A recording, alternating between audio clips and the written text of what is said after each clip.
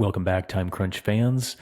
Before we get into today's show, I just want to give a shout out to the U.S. Junior Women's 17-18-year-old team that's racing at the Watersley Ladies Challenge this weekend. Lydia Cusack, Alyssa Sarkisov, Georgia Bond, and Bridget Ciambati. Good luck, go fast, and rip it up. I had a privilege of working with these girls about a month ago in Spain at another Nations Cup race and a training camp. I learned a ton about each of these riders, and I would definitely remember their names, give them a follow because they're going places. Anyway, shout out to them. Good luck this weekend, and as well as World Championships coming up here at the end of September, which they'll be at.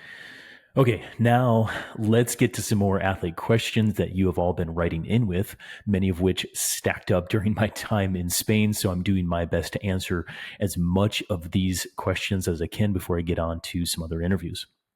Today, I'll answer two of them, but let's start first with a good question about what to do for recovery after a big race. All right, here is the original question. I'm wondering what advice you can give on a timeline for getting back to training and what type of training to start with after a big event that I pushed way beyond a normal training week. I just finished a 50K mountain bike race with lots of climbing and nasty mud that pushed me to my limits. I've been training hard for this one this year, but this ride was about 3 to 4 times the length of my longest workout has been. I paced myself to finish strong, but pushed as hard as I could for that duration. I'm wondering whether and how I can use this stress of this event to develop even better fitness down the road. I know not to rush back into hard training right away. I tried that last year after this event and it didn't end up well, but I'm wondering what advice you have for me and other athletes in this situation. I love the podcast and thanks for the advice, Steve. Thanks, Steve, and thank you for listening. Yeah, you're spot on with kind of where you're at, and that's where I'm going to start. Step one is don't rush it.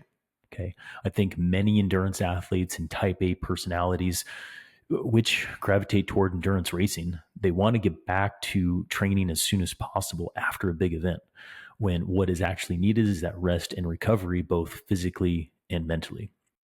So my advice is not so much a data-driven approach with some fancy metric to tell you when you are ready, but rather go slow, be patient, and tune into yourself. And now step two is have a recovery plan.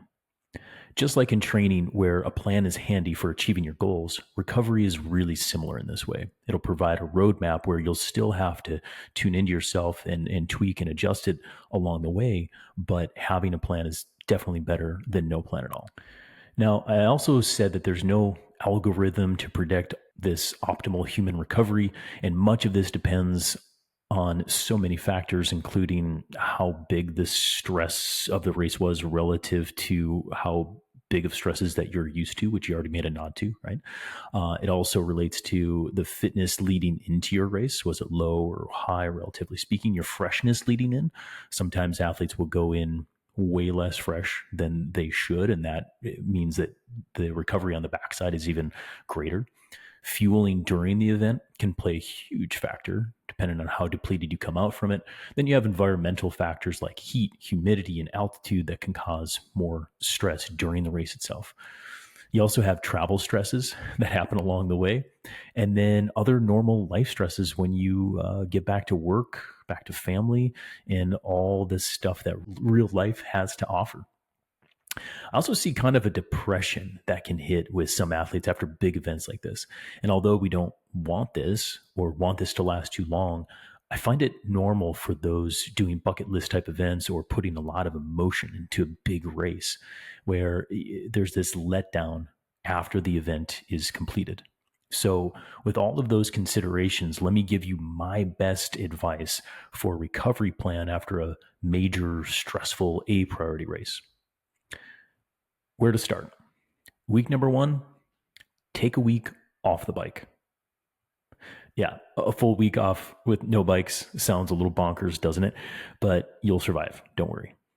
Take the first 2 to 3 days of that first week with full rest. and then start to add in some active recovery time. Moving your body is still good during this time. Things like short hikes, walking, yoga, if that's in your practice, or light strength training are all good options. We want short sessions though, like 30 to 60 minutes tops. RPE is low, nothing above a 4 or 5 out of 10. And tune into key signs during this time period. Okay. Signs of deep fatigue are low energy, heavy legs, general malaise about life. It's normal. Okay. All normal after a big event. Don't freak out if you're feeling that way. Sleep may be disturbed for a few days, but then it should be coming back to normal after that 2 to 3 days off. Getting your sleep habits and your sleep cycle back to normal is probably the most important thing in this first week. Training habits are not. Often I find athletes craving the routine of training, even though they're not fully recovered yet. And so light movement can scratch the itch of doing something while also still giving you the benefits of staying in recovery mode. Week number 2 is when you want to start riding a bit, but nothing crazy. What I mean by that is easy rides like recovery zone 1 or low zone 2 rides are all good options here. Hiking, yoga, and light strength work are great options as well for changing it up and just kind of changing your routine, adding some variety if the bike feels a little daunting. Okay. Start to look for signs of increased motivation for exercise and movement. Legs will start to ideally not be as heavy as they were in week number 1. And you want to maybe do some efforts again, harder efforts above the 5 out of 6. You're like wanting that physically, but not mentally, right? But don't do them yet. Okay. Keep the intensity low even in week 2. Cultivating a high awareness in yourself is really critical to being a great athlete. I'm always working on this with my athletes, and it's the number one thing that will help you, the athlete, to make good decisions on the fly and when following a training program.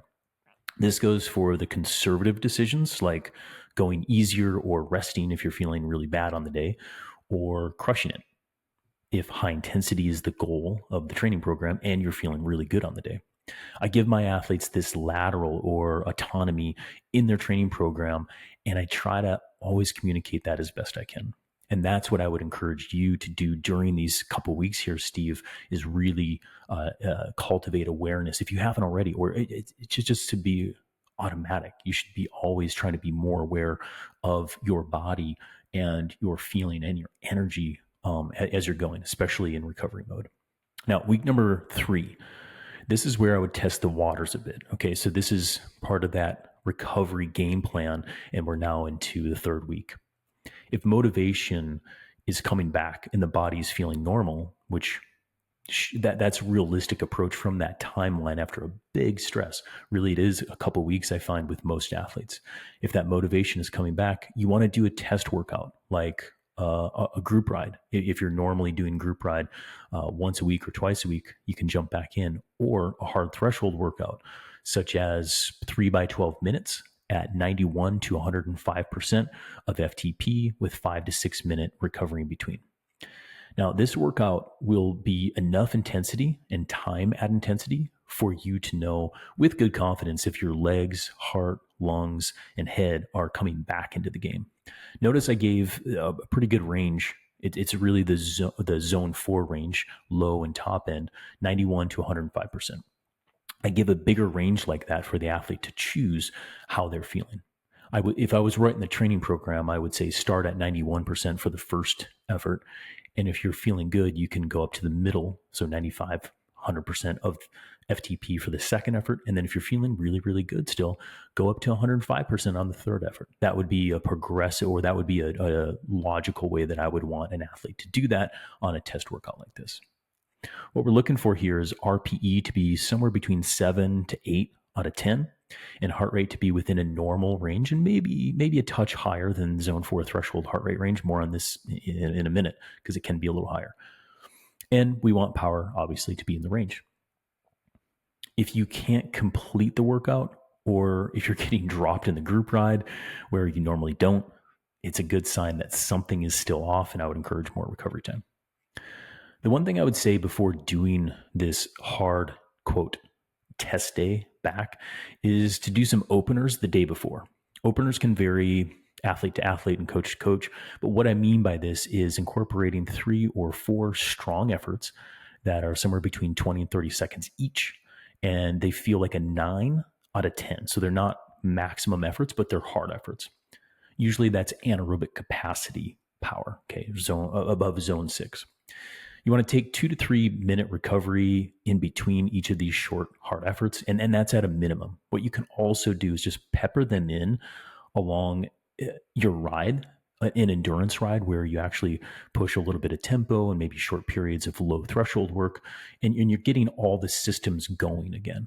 Okay, so kind of like a mix of all the zones, and especially popping in those short sub max effort sprints. That's a good opener day before a hard workout like this.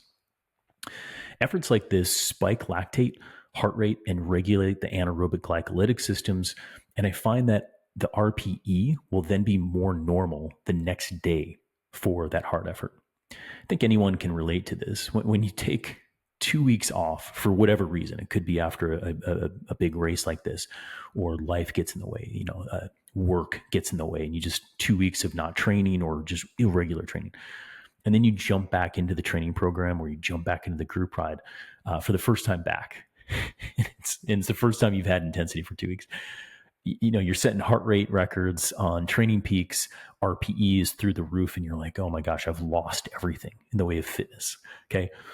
That's not true. We know that the decay of fitness and performance is not that acute, even though it feels that way. Now, I'm guilty of it, just as many listeners probably are, where you just jump back into training because you want to go again. And that's one strategy. It's probably not the best strategy. But that increased heart rate and RPE after recovery periods and then coming back to intensity quickly happens for a number of reasons, including acute changes from endurance training, like plasma volume being a bit lower. It's the watery portion of your blood that helps circulate your blood through your body, and the excitability of your heart and muscles. So if your plasma volume, or the liquidy part, is not as high, your blood's going to be a little thicker. So it's harder to move through your body. So your heart has to work harder to get oxygenated blood to the working muscles. That's one of the reasons. Also, you're not cooling yourself as much because you don't have that plasma volume. So you get hotter quicker. RPE goes up. Also, there's excitability, some complicated stuff with excitability, the nerve and muscle interactions. I'm not going to cover that there. All I'm going to say is that it will regulate quickly once you do some hard efforts. Okay. And what we know about with regular training is heart rate and RPE will stabilize to normal training status once you've done a few efforts after a recovery period like that. So when you experience this after a time away and then you come back, don't freak out. You haven't lost everything. It's a very normal process. So before smashing that first hard workout, regulate your body with some upper endurance work and these openers like I described. I think your assessment will be much more accurate after a big recovery period from your biggest race of the year. I hope that helps answer your question, Steve, and I hope that helps listeners plan their recovery blocks more appropriately in the years to come. Okay, now let's move on to the second question for today. Here we go, the original question as it was written in. As a 61-year-old cyclist at steady training load of 10 to 15 hours per week, I'm wondering what metrics to prioritize. Strava's WAP, which is weighted average power, and he lists his of 170 to 175 watts, and his average heart rate and his average cadence of 80 to 83 are all stuff that he's tracking. For more context, I can hold these over 2 to 6 hours, and that's my happy place. And I have a peak heart rate of 145 before the legs start chirping.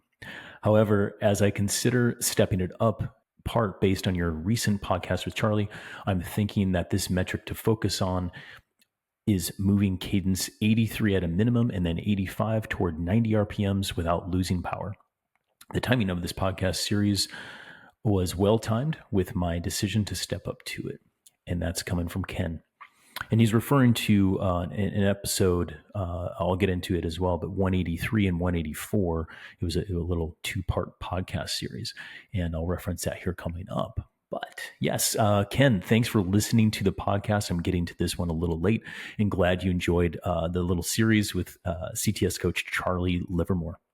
Straight to the point, working on higher cadence and going from like 83 to 85 and getting closer to 90 RPMs, especially on your zone 2 endurance cruises with no RPE change, that's a good thing. So, take some of the lessons from that episode, which was entitled The Science of a Great Pedal Stroke, and that was episode number 183, and apply them to your training rides. You'll have a lot of great success. However, to your inquiry about which metrics to prioritize for overall training, I want to answer that and bring some context to it. Strava is a fun social media tool and has some great unique metrics for training and historical assessments. Okay. But weighted average power, WAP, is nothing that I ever look at for my athletes, including weighted average power, average heart rate, and average cadence. Not any one of those things is something that I focus on. Okay. It's multiple things together that I monitor to increase performance. Okay. Now, as Charlie and I talked about in our cadence episodes, having the athlete self-select the cadence for hard efforts, which are zone 3 and above, is actually really important and the best way to improve performance, so long as we are somewhere in the 80 to 100 RPM genre of things. Okay. So that is a key thing to pull out from one of those episodes. And it's not to say that higher cadence is always better. Okay. Self-selected cadence for high intensity, as long as we're 80 to 100, that's the ballpark advice that I'm going to give you. Okay. Now, working to improve slightly higher cadence, like I said, on those cruise and endurance rides, that's good. And also high intensity with high cadence. It's something that we really got into on the episode. In fact, I'm going to mention the second episode here too, which is best workouts to improve pedal stroke. And that's episode number 184. Okay. If you want to learn all about cadence and workouts to do that, for any listeners who didn't catch it, definitely go back and listen to those, because that's what we're talking about here. Now, back to the metrics and what to focus on, Ken. In my coaching practice, I focus on these 3 elements: energy system development, increased performance, which is mean max power durations and getting on the podium, and optimizing the fun factor. Okay, so with energy system development, I'm talking about the aerobic, the glycolytic, and the ATP systems, to be very overly generalized. Did a podcast about this 2 or 3 episodes ago, where I talk at length about these 3 energy systems, or all the energy systems. But I'm always keeping the aspects of the underlying physiology in mind when I'm coaching. And I encourage you to do that too. Short-term, medium-term, long-term, in other words, and the efforts associated with it. Increased performance. With my athletes, if I'm increasing their performance, I am doing my job as a coach. Now, that's not to say that every month performance will increase or their mean max power will increase in the way that I have defined some of this. Okay. There's give and take. There are plateaus, but in general, a zigzag upward trend of performance of power durations or increased performances at races. That's what I'm looking for. Okay. Short term, long term, and then has some implications before. And I encourage you to, Ken, and our listeners, to think in that way. And then finally, keeping it super fun. Fun is fast, fast is fun, as many people have heard. We need to take all of the fitness and all of the power development and bring it together to produce speed. That's really what we're trying to do on a bicycle. Even if you don't race or you don't do events, seeing your cruising speed go up is super fun. Okay, just on your local courses, on your local rides, even if you see that speed increase in Watopia, right? It's fun to go fast. Plus, I've never coached an athlete who covered a distance faster than they did before, and they were sad about it. So, going fast is fun, and I try to get my athletes to go fast. Now, I do this by tracking and implementing FTP, FRC, TTE, and PMAX. I've covered this on previous episodes before, but that I'm just going to label that as like point number 1 in the way of what I'm tracking. Number 2 is I design training programs to bring out more aerobic, or anaerobic at key time periods when needed. The third thing is I balance fun with hard work to make sure that athletes are getting their recovery. Now, for you, Ken, and for self-coached athletes, what I would prioritize, because some of this stuff that I'm using is I'm using a little bit more sophisticated tools with WKO5. I have my own, like, call it proprietary methods of doing that in the way of what I'm looking at and how I implement. Okay. But for the self-coached athletes, here's stuff that is on Training Peaks, that is on intervals.icu, that's on today's plan that you can do in a spreadsheet. Okay. This is what I'd recommend. You want to track key power durations, 20 minutes first and foremost. Okay, this is easy to track and you can set training zones from it. Lazy man's approach for that is to do a 20-minute max effort, take 95% of that, put that as your FTP in Training Peaks, and then use the CTS calculator on Training Peaks to create training zones. Okay, so the 20-minute power is really important. Track that, and if that keeps going up over time, you're doing great. Okay. 40 to 60-minute peak powers is also really helpful to track. This gives insights on FTP and TTE, or time to exhaustion, which is how long you can hold FTP. If you think about it, there's extensive functional threshold power and there's intensive functional threshold power. Okay, those time periods are 8 to 10 minutes and then outwards of 40 to 60 minutes. So catching the tail end of that FTP of 40, 60 minutes, if your 40, 60 minute mean max powers or highest average powers are going up, thumbs up, you're improving or increasing your performance. 5-minute power tracking, super important because it gives insights on VO2 max and it's easy to track. It's short. 1-minute power gives insights on FRC, easy to track. It's super short. It's repeatable. And peak sprint power. So really anything from the shortest capture of peak sprint power, say on Training Peaks, is 1 second. I also track 20-second sprint power. You want to note your cadences on all of these power durations that I listed. Okay, it's easy if you're using some of these online software programs to house your data. But so long as we're somewhere in the 80 to 100 for most of them, you're all good. The 1 minute and maybe the peak sprint power, okay, we want those on the upper end of things, so 90 to 100 or even higher. And then also note the heart rate and the RPE for these power durations. Rate of perceived effort can be recorded in your comments section or for each interval, or you can record it as a general RPE on the day itself in Training Peaks. Important to note here that power, heart rate, and RPE are the trio of performance, or as Dr. Steven Seiler calls them, the Holy Trinity. And having all three of these brings the best context versus just one alone. And Ken, that's what I mean by there's not just one metric. Okay, it's not just cadence to focus on if you want to improve. That should be a component of it, but the rate of perceived effort, the power with it at different zones, that's really, I'm probably over answering your question, but I think it's so critical to like go in that direction, because so many athletes get myopic about one thing and they get wrong. They just like overly focus and they're looking at the tree and they forget about the forest. Okay. And if you're looking at the forest, generally that's better for training. Sometimes you got to go down and see the tree too. So here's some more advice.